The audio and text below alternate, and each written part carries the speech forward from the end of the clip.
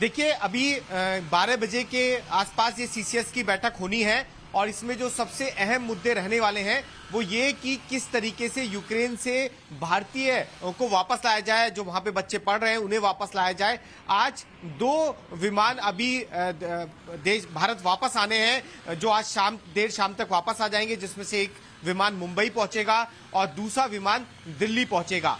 बहुत बड़ी संख्या है जिन्हें लेकर तमाम लोगों की चिंता बनी हुई है, जो लोग यूक्रेन के अंदर भारतीय लोग जो फंसे हुए हैं, और उसी को लेकर 1 घंटे बाद सीसीएस की बैठक होनी है, जिसकी अध्यक्षता प्रधानमंत्री नरेंद्र मोदी करेंगे। रक्षा मंत्री उसमें होंगे, गृह मंत्री अमित शाह उसमें होंगे और साथ में सीतारमण उसमें होंगी। ये तमाम लोग इस बात पर चर्चा करेंगे कि आने वाले दिनों में भारतीयों को यूक्रेन से किस तरीके से निकाला जाए, क्योंकि जिस तरीके का माहौल यूक्रेन में बना हुआ है वो दिन पर दिन खराब होता हुआ जा रहा है और जितने भी भारतीय वहां फंसे हुए हैं उनको लेकर चिंता लगातार बढ़ती जा रही है। आज 2 विमानों के जरिए बहुत सारे भारतीयों को लाया जाएगा, लेकिन अब भी बहुत बड़ी संख्या है जो वहां पर लोग अभी फंसे हुए हैं। जी चलिए, बहुत बहुत शुक्रिया पुलकित आपका इस अहम जानकारी के लिए। तो सभी स्टूडेंट्स को वापस भारत लाने की कोशिश की जा रही है। ये 6 तस्वीरें आपको दिखा रहे हैं हम, अपडेट की हुई ये 6 तस्वीरें हैं। ताजा अपडेट आपको दे दें पुतिन से बात करने को लेकर के और साथ ही फ्रांस से चर्चा, यूक्रेन से संपर्क, यूएन में तटस्थ, एयरलिफ्ट प्लान सरकार की तरफ से, सीसीएस की बैठक जिसमें गृह मंत्री से लेकर के रक्षा मंत्री हर कोई मौजूद होगा और आगे की क्या स्ट्रैटेजी, क्या रणनीति बनानी है उसको लेकर के ये हाई लेवल मीटिंग जिसकी अध्यक्षता खुद प्रधानमंत्री नरेंद्र मोदी करने वाले हैं। तो ये बड़ी खबर आपको बता रहे हैं, जहां पर एयरलिफ्ट करके सरकार की तरफ से लगातार ये प्रयास किया जा रहा है कि जो वहां पर स्टूडेंट्स फंसे हुए हैं उन्हें वापस स्वदेश लाया जाए।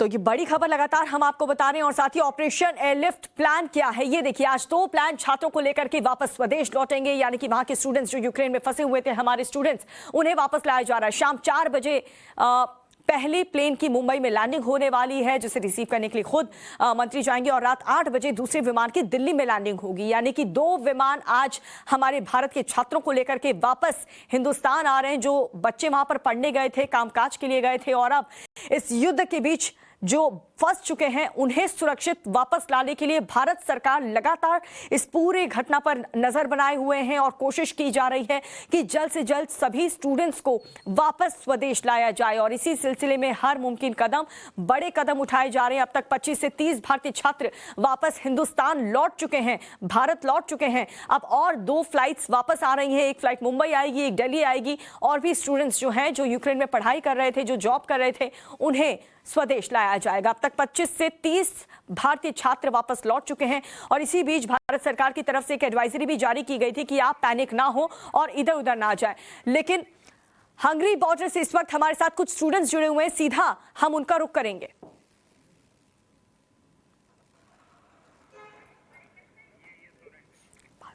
हेलो जी, आपको आवाज पहुंच रही है? जी मैम जी, आप बताएं अभी फिलहाल वहां पर क्या हालात हैं? मैम हालात ये है कि अभी तक हम पूरे 7-7.5 घंटे से यहाँ पे हैं, हंगरी के बॉर्डर पे। बस 100 मीटर दूरी पे हम लोग खड़े हैं, रोड पे खड़े हैं, लेकिन अभी तक कोई भी ऑफिशियल, इंडियन ऑफिशियल, कोई भी एम्बेसी का लोग हमसे कांटेक्ट नहीं किया है। और जबकि एडवाइजरी के मुताबिक हम लोग यहाँ निकल चुके थे, अपने वेस्टर्न जो भी सेफेस्ट इलाका था और जो भी नियरेस्ट बॉर्डर थी वहां पे हम लोग अपने जितने भी फॉर्म्स आए थे सारे फॉर्म्स हम फिलअप करके यहाँ पहुंच चुके हैं। लेकिन अभी तक कोई भी ऑफिशियल्स, कोई भी यहाँ तक कि एक कॉल तक नहीं किए हैं और हम अगर कॉल कर रहे हैं तो वो लोग रिसीव नहीं कर रहा है और कॉल ड्रॉप हो रहे हैं, सारे डिक्लाइन हो रहे हैं सारे कॉल्स। तो ऐसी सिचुएशन में क्या आपको किसी से भी बात करने का कुछ भी मौका, अभी तक आपकी किसी से बात हुई है? और जिस जगह पर आप हैं क्या वहां पर आप लोग सेफ महसूस कर रहे हैं?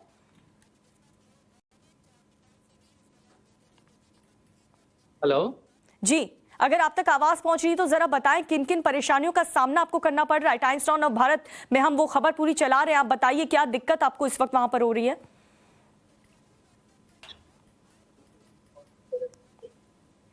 शायद कुछ नेटवर्क का यहाँ पर इशू आ रहा है, लेकिन जो स्टूडेंट्स हैं ये हमारे साथ जुड़े हुए हैं, हंगरी बॉर्डर से अपने आप को सुरक्षित रखने के लिए वो लोग यहाँ पर पहुंचे हैं।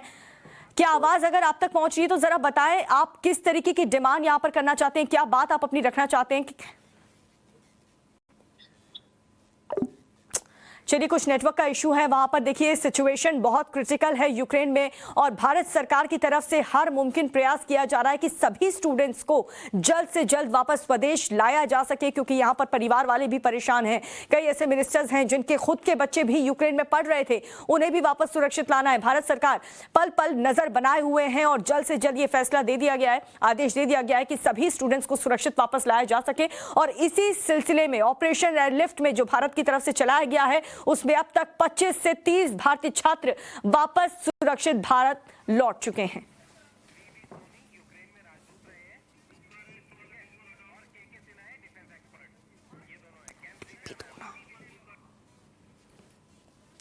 और इस वक्त डिफेंस एक्सपर्ट के सिन्हा हमारे साथ जुड़ चुके हैं। सर, मौजूदा हालात को देखते हुए आप क्या कहेंगे? आज तीसरा दिन है और आज भी युद्ध जैसे हालात नजर आ रहे हैं।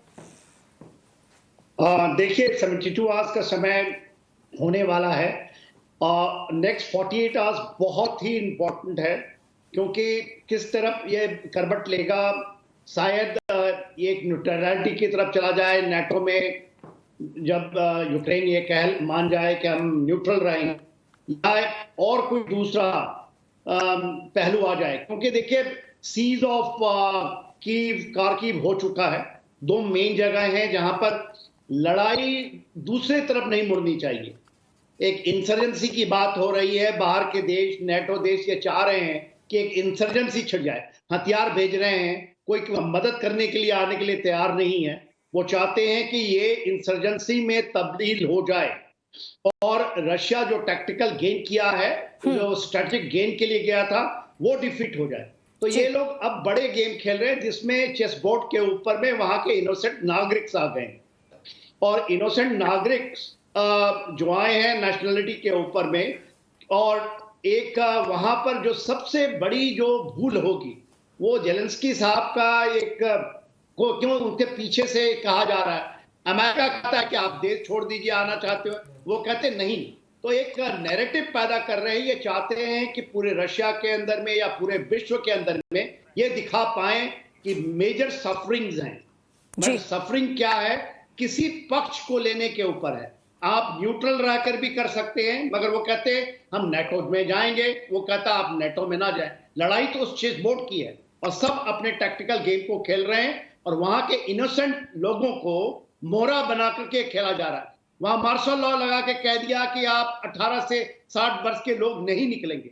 परिवारों को इन दो खेमों में बांट रहे हैं पूरे देश को। और देखिए, उनकी हुई जब वो आए हैं, पुतिन साहब रशिया तो है ही फायरिंग एंड में, मगर जो गेम खेला जा रहा है इनोसेंट लाइफ से और लोगों को एक नैरेटिव पैदा करके इस चीज में, आप यदि वहां शांति लाना चाहते हैं तो भारत जो कह रहा है वो करें आप जी। जो भारत ने लिया है यूएन में एक बहुत बड़ा स्टेप, वो न्यूट्रलिटी का है। आप न्यूट्रल होकर काम करें। आपके पास शक्ति नहीं, मगर आप पपट गवर्नमेंट की तरफ। लेकिन के सिन्हा साहब, लग रहा है कि रूस इस रास्ते जाना ही नहीं चाह रहे और इसीलिए आज तीसरे दिन भी इसी तरीके की तस्वीर सामने आ रही है। रूस अपने सैनिकों को भेज रहा है, यूक्रेन के और शहरों में घुसने की इजाजत वहां पर दी जा रही है। यूक्रेन में राजदूत रह चुके वीवी सोनी जी भी हमारे साथ जुड़ चुके। सर, बहुत स्वागत है आपका। आप जरा बताएं, क्योंकि देखिए अलग अलग देश प्रेशर बना रहा है रूस पर, बड़ी बड़ी एक्शन लिए जा रहे हैं, कार्रवाई की जा रही है, लेकिन बावजूद इसके रूस पर इसका कोई भी असर होता हुआ नजर नहीं आ रहा है और इसीलिए आज तीसरे दिन भी युद्ध जारी है। देखिए, ऊपर से कह रहे हैं कि हम एक्शन ले रहे हैं, ऑन द ग्राउंड सिचुएशन में इतना दिखाई नहीं दे रहा है। क्योंकि एक तो रशिया इतनी जल्दी से उन्होंने अटैक किया है और वो सोचने का उनको टाइम नहीं दे रहे हैं। तो इसलिए उन्होंने कहा कि अभी तीन चार दिन तक जो अचीव करना है वो कर लीजिए, उसके बाद प्रेशर आएंगे, सीज फायर के लिए कहेंगे, लोगों को कहेंगे कि अपने आर्म्स डाल दीजिए। तो इसलिए वो स्पीड उनके लिए, रशिया के लिए बहुत बहुत जरूरी है। और ग्राउंड सिचुएशन ये है कि टोटल डिमोरलाइजेशन है वहां पर, किसी के पास कॉन्फिडेंस नहीं है। ठीक है, उन्होंने कुछ हथियार जरूर दिए हैं, लेकिन हथियार देने के बाद लोगों को उनको चलाने का भी तो पता होना चाहिए, किसको करना है, कहाँ मारना है। सिर्फ हथियार देने से काम शुरू नहीं हो जाता। तो ये तो थोड़ा सा ये नाइव स्टेप, मैं तो ये कहूंगा कि और कोई प्रेसिपिटेट एक्शन होना चाहिए। क्या एक्शन प्लान है या नहीं है? अगर है तो वो दिखाई नहीं दे रहा, सिर्फ ज़ेलेंस्की को ही दिखा रहे हैं। दूसरे मिनिस्टर्स हैं, जो कि डिफेंस मिनिस्टर का एक स्टेटमेंट आया है, लेकिन सिचुएशन मुझे वहां की बिल्कुल ही क्लियर नहीं लग रही है और कंफ्यूजन है, और कंफ्यूजन में रशिया उसका पूरा फायदा उठाएगी और जितना वो कंट्रोल करेगी, जितनी जल्दी से कंट्रोल करेगी, वो करने की कोशिश कर रहे हैं। और जब तक रेजिस्टेंस नहीं होगा तो उनके लिए तो फ्री रो है। तो इस वक्त सिचुएशन मेरे विचार से बहुत ही दयनीय भी है और बहुत मुश्किल भी है। और सबसे ज्यादा हमको जो परवाह है हमारे हिंदुस्तानी स्टूडेंट के लिए तो है ही, लेकिन लोकल यूक्रेनियन की भी बहुत बुरी हालत है। लोकल यूक्रेनियन बेचारे बहुत सिंपल आदमी है, बड़े अच्छे मिलन जा रहे हैं, लेकिन उनको they have been caught on the wrong foot, जैसे कहते हैं ना, कि उनको पता नहीं कि वो उनकी लीडरशिप किस प्रकार से उनको बेल आउट करेगी, उनको कैसे इस मुश्किल स्थिति से उतारेगी। इस वक्त कंफ्यूजन है, नो सेंस ऑफ डायरेक्शन बिल्कुल नहीं है और क्लैरिटी नहीं है कि हमारा ऑब्जेक्टिव क्या है। अब देखिए, आपने ही स्टेटमेंट अभी बताया कि यूएस प्रेसिडेंट ने कहा कि अगर आपको चाहिए तो आप आ सकते हैं, हम आपको पूरी मदद करेंगे। इसका मतलब क्या है? ये तो बड़ा ही डिफीटिस्ट एटीट्यूड है, डिफीटिस्ट। हालांकि ज़ेलेंस्की ने कहा कि मैं नहीं जाऊंगा, मैं यही लड़ूंगा। कब तक लड़ेगा वो? क्योंकि उसने उसको भी डायरेक्शन देनी है, तो कुछ सही कह रहे हैं आप सर। और इसी कंफ्यूजन का फायदा इस वक्त रूस की सेना उठा रही है। आप सभी मेहमान हमारे साथ बने रहिए, लेकिन रोमानिया में जो स्टूडेंट्स फंसे हुए हैं वो कुछ कह रहे हैं, वो सुनाते हैं दर्शकों को। यूक्रेन से निकला, रोमानिया आया हूँ।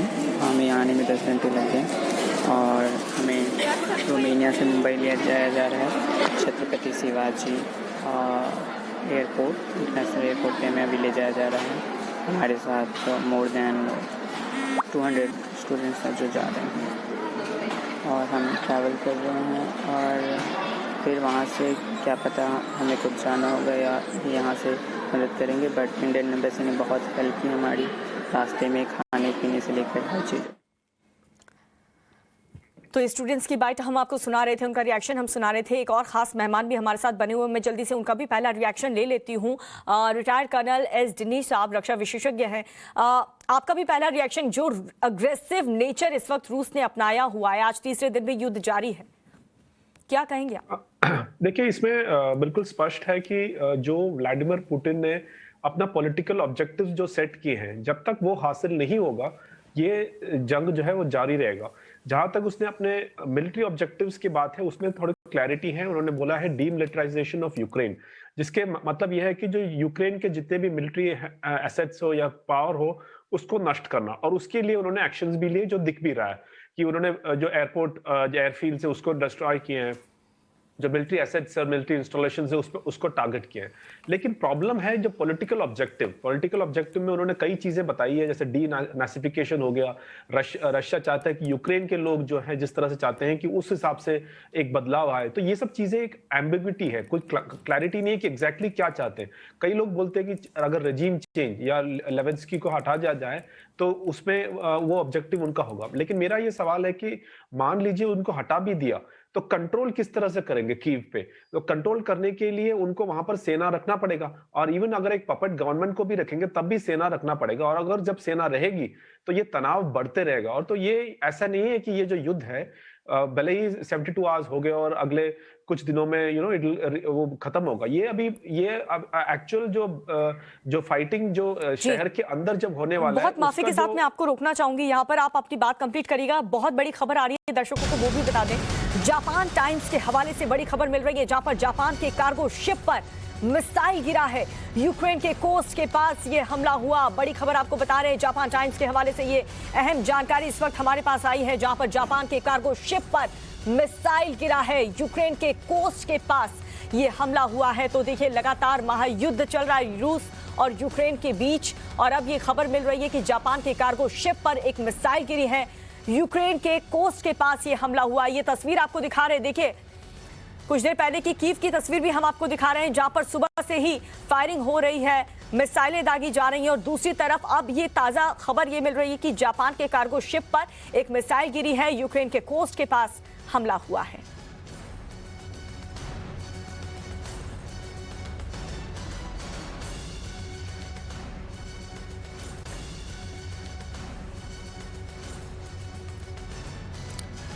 ये बड़ी खबर हम बता रहे थे और लगातार हमारे खास मेहमान भी बने हुए हैं। के सिन्हा साहब, एक बार फिर से आपका रुख करना चाहूंगी। देखिए, रूस किसी भी तरीके से मानने को आज भी तैयार नहीं है। हालांकि हर एक देश अपनी अपनी राय दे रहे हैं, सब तरीके से कार्रवाई करने की कोशिश की जा रही है, लेकिन अब जो मौजूदा हालात, वहां पर जो एग्रेसिव नेचर रूस ने अपनाया हुआ है, ऐसी कोई चीज या फिर ऐसा कोई रास्ता दूर दूर तक नजर आ रहा है जिससे रूस ये कार्रवाई रोक दे, ये युद्ध को खत्म कर दे? देखिए, रूस को हम ऐसे कहते हैं कि वो के सिन्हा साहब, मैं आपको बहुत माफी के साथ रोकना चाहूंगी, लेकिन इस वक्त हमारे साथ एक लड़की जुड़ रही है, एक महिला जुड़ रही है यूक्रेन के से ही। उनसे जरा हम जान लेते हैं फिलहाल वो किस सिचुएशन में है, किस कंडीशन में। आप तक आवाज पहुंच रही है क्या मेरी? Yes ma'am. हाँ, प्लीज जरा बताएं कि क्या हालात है वहां पर, आप इस वक्त कहां पर हैं, क्या आप सेफ हैं? मैम, हम लोग अभी बंकर्स में थे, बट लेकिन फिलहाल सभी यूक्रेनियन जो लोग हमारे साथ बंकर्स में थे, अराउंड 300 लोग थे, वो सब अपने अपने घर पे गए कि थोड़ा खाना वाने का मटेरियल ले आए और फ्रेशन अप हो जाए। तो इसलिए हम भी हमारे फ्लैट्स के बिल्कुल पास में बंकर्स हैं, वहां पे रहते हैं। वहां पे सेफ्टी के लिए रखा गया है हमें। बाकी यूक्रेनियन गवर्नमेंट फिर भी एटलीस्ट यहाँ पे कुछ हमारी हेल्प कर रही है, बट इंडियन गवर्नमेंट की तरफ से हमारे लिए कोई भी हेल्प नहीं आई है। ना ही उन्होंने हमारी पहली मदद की थी, जबकि सारी एम्बेसीज ने बोल दिया था कि सब बच्चों को इमीडिएटली निकालो। जिस टाइम पे इन लोगों को एफर्ट्स करने थे हमारे लिए, उस टाइम पे इन्होंने $200 की टिकट $800 की कर दी गई थी। Normal middle class family obviously सोचेगी कि हो सकता है कि ये सिर्फ एक मीडिया प्रोपेगेंडा हो, इस वजह से वो लोग अपना बेनिफिट चाह रहे हैं या कुछ भी रीजन है, बट लेकिन कोई मैक्सिमम बच्चे नहीं गए। चलो ठीक है, हम लोगों ने फिर भी सोचा कि at least we will do tickets and just leave this nation, but लेकिन जब हम लोगों ने टिकट्स देखे, टिकट भी ऑलमोस्ट फिल हो चुके थे। सिर्फ 2 प्लेन्स थे और जिनमें से एक यहीं पे बच्चे 300 बच्चे यहीं पे फंस गए, रह गए थे एयरपोर्ट पे, और एक फ्लाइट लैंड हो गई थी सेफली। अभी आप यूक्रेन के किस शहर में, क्या आप बता पाएंगी? हंगरी बॉर्डर से आप बोल रही हैं, ठीक है। वहां पर अभी फिलहाल क्या शांति, कुछ फायरिंग तो नहीं? मैम, मैं हंगरी बॉर्डर से नहीं बोल रही हूँ, मैं कीव सिटी से बोल रही हूँ। प्लीज आप फॉल्स न्यूज़ दिखाना बंद करिए। नहीं, हम आपसे पूछ रहे हैं कि आप कहाँ से, आपकी एग्जैक्ट लोकेशन पूछी हमने, लाइव इस वक्त पूछी, ताकि हम बता सकें कि आप कहाँ से बोल रही हैं। आप अपनी प्रॉब्लम बताएं हमें। Ma'am, we are in Kyiv. हम लोग सब अलग अलग फ्लैट्स में रहते थे। हम लोग स्टूडेंट्स इकट्ठा भी नहीं है। हम लोग 3-3 बच्चे, 2-2 बच्चे मुश्किल से एक बंकर में इकट्ठा है, जिसमें 300 यूक्रेनियन लोग हैं, उसमें 2 इंडियन बच्चे हैं। आप समझ सकते हैं हम लोग किस सिचुएशन से गो थ्रू कर रहे हैं। जब हम लोग एम्बेसी को कॉल करते हैं, दे से अस कि तुम लोग अपने जिम्मेदारी पे बॉर्डर के पास चले जाओ, हम लोग आपको वहां से इवैक्यूएट कर लेंगे, ये हमारी गवर्नमेंट के वो है एफर्ट्स हैं आप लोगों के लिए। आप खुद बताइए, बाहर कर्फ्यू लगा हुआ है, रशियंस गन्स लेके खड़े हुए हैं, हम लोग बॉर्डर तक कैसे पहुंचेंगे इन हालातों में? वो लोग हमसे क्या एक्सपेक्ट करते हैं? हम लोग क्या यहाँ पे बंदूकें उठा के बॉर्डर पे चले जाएं? हम लोगों को बिल्कुल बेवकूफ बनाया हुआ इंडियन गवर्नमेंट ने। बिल्कुल। तो इस वक्त लेकिन कई ऐसे स्टूडेंट्स हैं, जो संख्या है 25 से 30 ऐसे स्टूडेंट्स हैं, वो भी इंडियंस ही हैं, वो ही स्टूडेंट्स यूक्रेन में ही रहते थे, उन्हें बाहर अभी तक निकाल लिया गया है। तो हो सकता है कि अगला नंबर आपका भी, भारत सरकार की तरफ से कोशिश तो की जा रही। मैम लिसन, वो बॉर्डर सिटी पे रहते थे, हम लोग कीव सिटी में रह रहे हैं। इवैक्यूएशन वहां से होना चाहिए जहाँ पे हमले हो रहे हैं, वहां पे नहीं जहाँ पे ऑलरेडी सेफ है। इवैक्यूएशन हुए हैं शुरू, हम ये नहीं कह रहे हैं कि नहीं शुरू हुए या फिर बच्चे घर नहीं पहुंच रहे हैं सेफली, बट वो बच्चे पहुंच रहे हैं जो ऑलरेडी बॉर्डर सिटीज के आसपास रहते थे। देखिए, इस वक्त टाइम्स ऑफ भारत पर आप लाइव हैं, आप जी 800 किलोमीटर दूर है हमसे बॉर्डर, 9 आवर्स का डिस्टेंस है ऑन बस। यहाँ पे कोई बसेस नहीं है जाने को रेडी, एक भी कैब नहीं है जाने को रेडी। हम स्टूडेंट्स, हम लोग अपनी कार खरीदे, अब बोल रहे थे। हमें पता है, कल एम्बेसी को मैंने कॉल किया था, हेल्पलाइन नंबर को, तो उन्होंने पता है मुझे क्या बोला कि आप खुद जा सकती हैं, आप अपने साथ जो 2-3 बच्चे हैं उनको लेकर खुद चले जाइए। तो मैंने बोला सर, मैं स्टूडेंट हूँ, यहाँ पे मैं काम नहीं करती हूँ जो मैं यहाँ पे अपने दम पे चली जाऊंगी वहां पे। तो बोलते हैं आगे से, तो आप 3 लोग होके अपने लिए एक साधन नहीं बना पा रहे हैं, तो हम एक जना होके इतने सारे बच्चों को कैसे निकाल सकते हैं? They are putting questions on us. हम उनसे मदद मांगते हैं, उल्टा हमसे बोलते हैं, हमें बोलते हैं कि हम तो खुद कीव में बैठे हुए हैं। मैम आप बताओ, हम तो खुद कीव में बैठे हुए हैं, हमारे आगे रो रहे हैं वो लोग।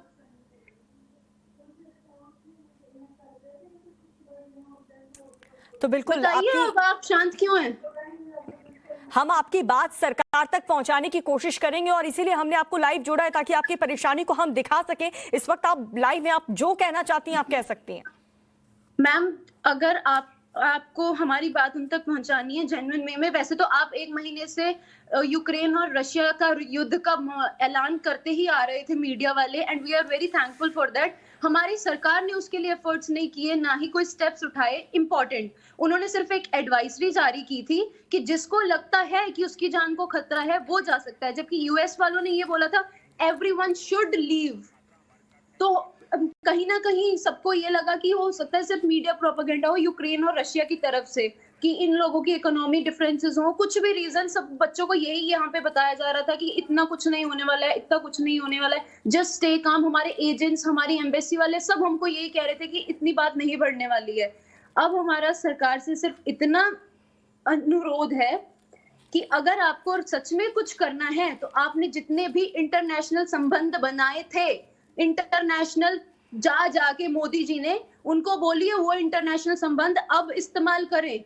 अब इंटरनेशनल सपोर्ट जो चाहिए हमें वो प्रोवाइड करें और हमें यहाँ कीव सिटी से, खार्किव सिटी से, जहाँ पे एक्चुअल में अटैक्स हो रहे हैं, वहां से निकलवाइए और बचाइए।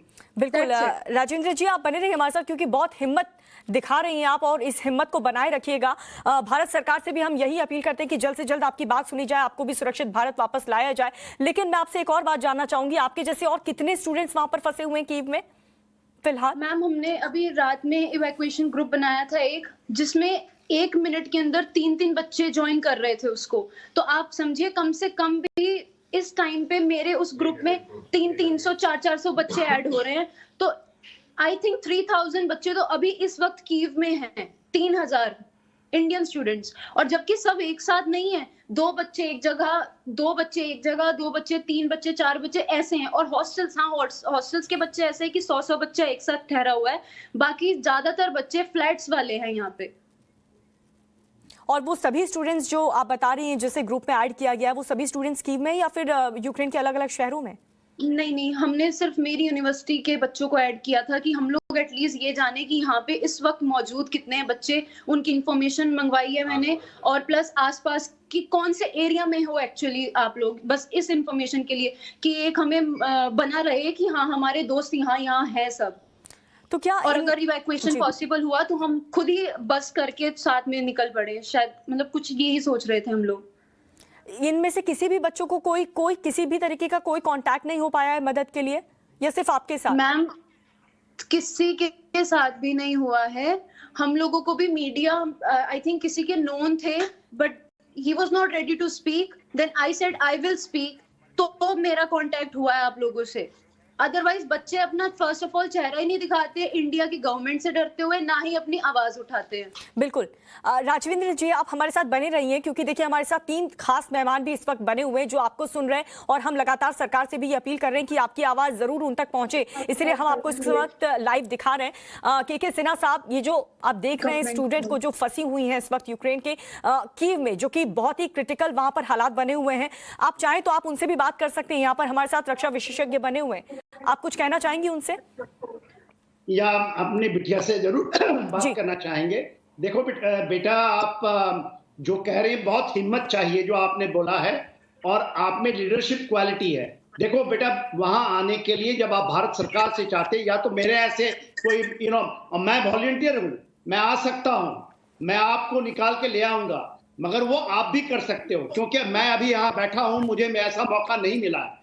देखिए, सबसे बड़ी बात है आप एजेंट के पीछे ना भागें। ये जो कॉन्ट्रैक्टर्स हैं, ये कॉन्ट्रैक्टर्स आपको इस तरह से फंसाएंगे, और मेरी बात को ध्यान से देखो बेटा, ये अभी भी आपके सारे ट्रेन्स चल रहे हैं जो जा रहे हैं, और मुझे पूरा पता है इसमें झूठ नहीं है। बाई बसेस नहीं जा पाओगे बेटा।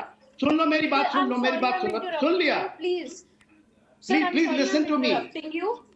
I have a video from train station you are talking about. वहाँ पे Russians already गन लेके खड़े हैं और उन लोगों ने 3 लोगों की जान ली है। Not Russians. It is the Ukrainian soldiers are firing.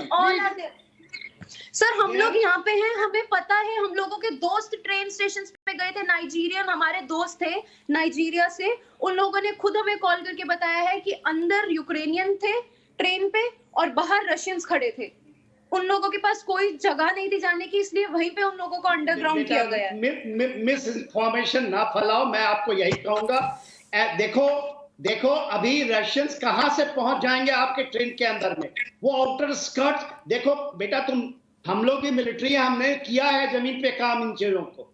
वो आउटर स्कर्ट ऑफ कीव में है। प्लीज फॉर गॉड लुक, देखो बेटा, Kyiv is under attack, Kyiv is under seize. आप लोग प्लीज इज अंडर सीज। हमें नहीं है मिसकंसेप्शन आप में। I am sorry, I can't continue this. आप लोग बहुत you have to take action बेटा, please don't, please for God sake. बिल्कुल। और राजेंद्र जी देखिए, आप इतने बहादुर स्टूडेंट है, वहां पर लगातार आपने बहुत ही पॉजिटिव एटीट्यूड के साथ आप इस पूरे सिचुएशन को हैंडल कर रही हैं। आप हिम्मत बनाए रखें और हम आपसे ये वादा कर रहे हैं कि भारत सरकार आप तक आवाज पहुंचे। देखिए, जितने भी स्टूडेंट यूक्रेन में इस वक्त फंसे हुए हैं, उन सभी को वापस लाने के लिए भारत सरकार बड़ी बड़ी बैठकें भी कर रही है और 25 से 30 स्टूडेंट्स को अभी तक वापस स्वदेश लाया गया है सुरक्षित। अब और भी 2 फ्लाइट्स आज वापस इंडिया पहुंच रही है, उसमें भी स्टूडेंट्स ही हैं हमारे इंडिया के जो यूक्रेन में मौजूद थे। और हम सभी स्टूडेंट्स जो इस वक्त फंसे हुए हैं यूक्रेन में, हम उन सभी स्टूडेंट्स से ये अपील करेंगे कि आपकी आवाज लगातार पहुंचाई जा रही है भारत सरकार तक, और भारत सरकार कोशिश कर रही है, हर मुमकिन प्रयास, हर वो स्टेप उठाए जा रहे हैं जिससे आपकी सेफ्टी और आपको सुरक्षित वापस स्वदेश लाया जा सके। आप भरोसा रखिए, भारत सरकार की इस पूरी युद्ध पर, इस पूरी सिचुएशन पर नजर बनी हुई है और यही वजह है कि अब तक हमारे 25 से 30 स्टूडेंट्स वापस आ चुके हैं। के सिन्हा साहब, क्या कहेंगे आप? देखा आपने कि कितनी परेशान है इस वक्त वो बच्ची, और वो बता रही हैं कि ऐसे ना जाने 3000 के आसपास स्टूडेंट्स हैं जो परेशान है इस वक्त। 16,000 स्टूडेंट हैं, और खास करके कीव और खार्किव के अंदर में 2 मेडिकल यूनिवर्सिटीज हैं। ये लोग थोड़ा सा मेरी बात जाने दें उनते तक। देखो बेटा, आप लोग उस धरती की बेटी हो जहां पर लक्ष्मीबाई पैदा हुई है। प्लीज फॉर गॉड सेक, आप हेल्प आउट योरसेल्फ। आप निकले, हिम्मत करके जाएं by train. Buses, taxi is not the answer. और लोग, ये रिपोर्टर्स कल गए हैं, वो वहां से ओडेसा से कीव पहुंच रहे हैं, कीव से खार्किव जा रहे हैं। तो आप प्लीज निकलिए वहां से। आप कॉन्ट्रैक्टर और एजेंट के चक्कर में ना पड़े। और यदि मेरे को सुन रहे हैं, मैं आने के लिए तैयार हूं, मैं आपको ले आऊंगा। मगर देखिए, बात यह है, हिम्मत करके निकले, आप डिले ना करें, क्योंकि सिचुएशंस गलत होने वाली है। आप नेक्स्ट 48 आवर्स के पहले निकल जाएं। इलेक्ट्रिसिटी काट दी जाएगी वहां पर, मेरी बात सुन लें। आप अभी इलेक्ट्रिसिटी कट जाएगा, आपका कम्युनिकेशन बंद हो जाएगा। तो please for the god sake, please take action and move. ये गलत फैला जा रहा है आपको, और ये मिस इन्फॉर्मेशन है कि रशियन ट्रुप ट्रेन के पास कब्जा कर लिया है। बिल्कुल सिन्हा साहब, आप सही कह रहे हैं और हम भी सभी स्टूडेंट से यही रिक्वेस्ट कर रहे हैं कि आप शांति बनाए रखें और हर मुमकिन प्रयास किया जा रहा है कि आपको सुरक्षित वापस भारत लाया जा सके। और यही अपील हम अपने सभी स्टूडेंट्स जो कि यूक्रेन में फंसे हुए हैं उनसे यही करेंगे कि आप प्लीज शांति बनाएं, सेफ रखें, और भारत सरकार भी कोशिश कर रही है कि जल्द से जल्द आपको वापस लाया जा सके।